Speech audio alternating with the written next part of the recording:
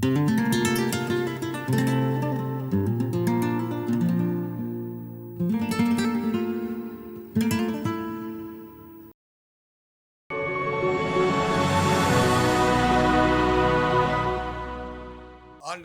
இயேசு கிறிஸ்துவினுடைய நாமத்தினாலே உங்கள் அனைவருக்கும் எங்களுடைய அன்பின் வாழ்த்துக்கள். தினம் ஒரு வாக்குத்தத்த நிகழ்ச்சி மூலியமாய் உங்களை சந்திப்பது எங்களுக்கு மிகவும் மகிழ்ச்சியாக இருக்கிறது. இந்த காலையில் தேவ ஆவியான நம்மோடு பேசுகிற வார்த்தை கேட்கலாம். இந்த காலையில் எசேக்கியா புத்தகத்தில் 18வது அதிகாரம் 9வது வசனம் வாசிக்கலாமா? என் கட்டளையின்படி நடந்து என் நியாயங்களை கைக்கொண்டு உண்மையாக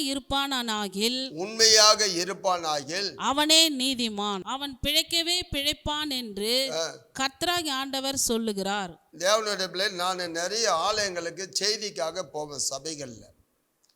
சபைகளுக்கு போயிட்டு ஜெபம் பண்ணிட்டு அவங்களுக்கு இடையில ஏதாவது ஒரு நேரத்தில் இங்கே நீதிமானெல்லாம் யாருன்னு கை தூக்குன்னு சொல்லுவேன்.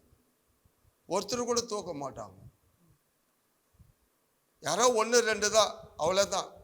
மீதி பேர் தூக்கவே மாட்டாங்க. அப்போ அவங்களுக்கு நான் கேட்பேன், ஏன், என்ன காரணம்? இங்கே வேதத்தில் இந்த காலையில் யார் நீதிமான் அது அவங்களுக்கு தெரியல. நாம் நீதிமானா துன்மார்கனா இல்லைப்பா, எந்த விஷயமும் அவங்களுக்கு புரியல. ஆனால் இங்கே வேதம் என்ன சொல்றது? ரோமர் புத்தகத்தில் நீங்கள் 5வது அதிகாரம் 9வது வசனம் வாசிங்க. இப்படி நாம் அவருடைய ரத்தத்தினாலே நல்ல கவனிக்கிற, அவருடைய ரத்தத்தினாலே நீதிமான்களாக்கப்பட்டிருக்க. ஆமா, நான் ஏற்கனவே பாவி தான், அநியாயக்காரன், அக்கிரமக்காரன், துன்மார்கன். நான் இயேசுவை ஏற்றுக்கொள்வதற்கு முன்பு எல்லாத்திலும் பொய். ஆனால் இந்த இடத்துல ஆண்டவருடைய ரத்தத்தினால் கழுவப்பட்ட பிறகு நீதிமான் ஆக்கப்பட்டேன்.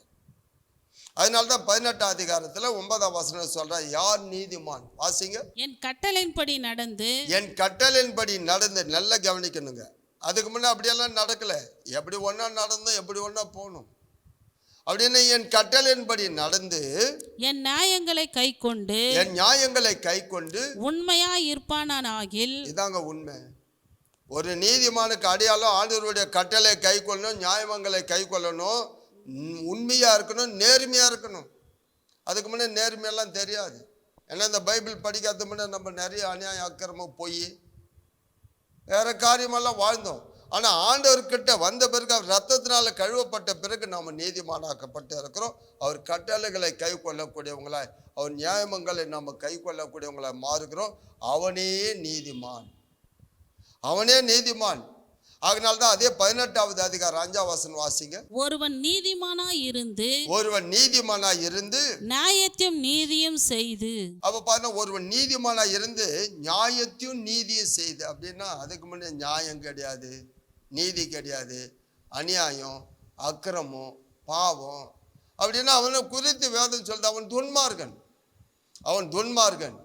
வேதத்தில் மல்கியா புத்தகத்தில் 3வது அதிகாரத்தில் 18வது வசனம் வாசிங்க. அப்போது நீங்கள் நீதிமானுக்கும், பாருங்க, அப்போது நீங்கள் நீதிமானுக்கும் துன்மார்க்கனுக்கும் தேவனுக்கு ஊழியம் செய்கிறவனுக்கும் அவருக்கு ஊழியம் செய்யாதவனுக்கும் இருக்கிற வித்தியாசத்தை, நீதிமானுக்கும் துன்மார்க்கனுக்கும் ஊழியம் செய்ய வித்தியாசம். எனக்கு அவன் நேர்மையானவன், நீதி உள்ளவன் என்பது உண்மையானவன். அதனால் இன்னைக்கு தேவன் யார் நீதிமான்? ஆட்டுக்குட்டியின் ரத்தத்தினால கழுவப்பட்ட நான், பாவத்தை ஆண்டவரை என்னிடத்தில் நீக்கப்பட்ட பிறகு நான் ஆண்டவருடைய வேதத்தை, அவருடைய கட்டளைகளை கை கொள்ளுகிறபடினாலே, அநியாயம் அக்கிரமத்தை எல்லாம் நான் விட்டபடினாலே, நேர்மையாய் ஆண்டவரை உண்மையாக ஆண்டவருக்கு முன்பாக இருப்பதினாலே நீதிமான் என்று பெயர்படுகிறோம். அதனால தான் சொல்ல, யாராவது உங்களை கேட்டால் நீதிமான், ஆமாம் நான் ஆண்டவர் ரத்தத்தில் கழுவப்பட்டவன் நீதிமான், அவருடைய வேதத்தின்படி, அவருடைய கட்டளையின்படி, நியாயமங்களைப்படி நான் கை கொள்ளுகிறேன். அதுதான் அப்படி அழகான, அவனே நீதிமான் அப்படின்னு சொல்லிட்டு இந்த 18 எசேக்கியா 9வது வசனத்தில் வாசிக்கும். யார் நீதிமானோ அவன் தான் நீதிமான். அப்போ நம்ம அநியாயம் பண்ண, அக்கிரம் பண்ண, பாவம் பண்ணிக்கின்னு பழைய வாழ்க்கையை நம்ம கூட தொடர்ந்து வந்தால் கிடையாது. அதனால தான் இங்கே வேதத்தில் நீதிமொழிகள் 12வது அதிகாரம் 3வது, நீதிமானுக்கு ஒரு கேடு வராது. அவன் வேறு அசையாது. வாசிங்க. துன்மார்க்கத்தினால் ஆ, மனுஷன் நிலைவரப்படான், ஆ. நீதிமான்களுடைய வேரோ நீதிமானுடைய வேரோ அசையாது. அசைவே அசையாது. ஆகினால தேவனுடைய பிள்ளைகளை நீதிமான் வேறு அசையாது. யார் நீதிமான் சொல்லி இன்னைக்கு காலையில நம்மோடு ஆண்டவர் பேசுகிறார். ஏற்கனவே வாழ்ந்த வாழ்க்கை நம்ம கூட இருக்கக்கூடாது.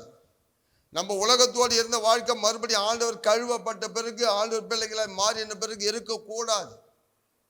அப்படியாப்பட்டவங்க நம்ம வாழ்க்கையில ஆண்டவர் உண்மையில ஆண்டவர் அருவருப்பான காரியம். அதனால சொல்ல நீதிமானுடைய வேறு அசையாது. அதுல 21 வசனம் வாசிங்க. நீதிமானுக்கு ஒரு கேடும் வராது. நீதிமானுக்கு ஒரு கேடு வராது. நாம் இந்த உலகத்தில் நான் நிச்சயமா சொல்றேன், தெளிவா சொல்றேன், ஆண்டவர் பிள்ளைகளை நாமெல்லாம் இனி கேட்குற ஒவ்வொரு பேரும் நம்ம கையில் இருக்கிற இந்த வேத வார்த்தையின்படி நமக்கு என்ன சொன்னாரோ அதன்படி நடக்கணும். உலகத்தில் சுற்றி பாரு, எங்கேயாவது தேடி பாரு, தெருவா தேடி பாரு, நியாயம் இருக்குதா பாரு, சத்தியம் இருக்குதா பாரு, நம்ம சுற்றி பாரு, பக்கத்து வீட்டு பாரு, அக்கத்து வீட்டு பாரு, எல்லாரையும் பாரு. அநியாயம் அக்கிரமம் பாவம் பெருகி போயிருக்கிற இந்த காலத்தில் இன்னைக்கு நீங்களும் நானும் எப்படி இருக்கிற நம்மை சோதித்து ஆராய்ந்து பாரு. அப்படிதான் சொல்றார் ஆண்டவர். அவனே நீதிமான், அவன் தான் ஆண்டவருக்கு பிரியமானவன். அவனுடைய ஜெபம் கேட்கப்படும், அவனுக்கு மறு உத்தரவு கொடுப்பார். கண்களை மூடி நாம் ஜெபிக்கலாமா?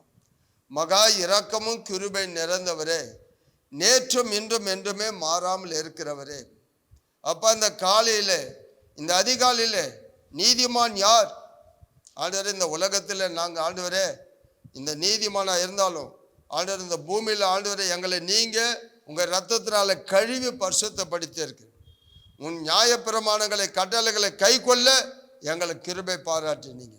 நாங்கள் உலகத்தோடு சேர்ந்தல்ல ஆண்டவர், உலகத்தில் ஏற்கனவே வாழ்ந்த வாழ்க்கை அல்ல ஆண்டவர், எல்லாவற்றையும் விட்டுட்டு ஆண்டவருடைய சித்தத்தை மட்டும் ஆண்டவருக்கு பிரியமாய் மட்டும் நாங்கள் வாழ எங்களை அர்ப்பணித்து இருக்கிறோம்.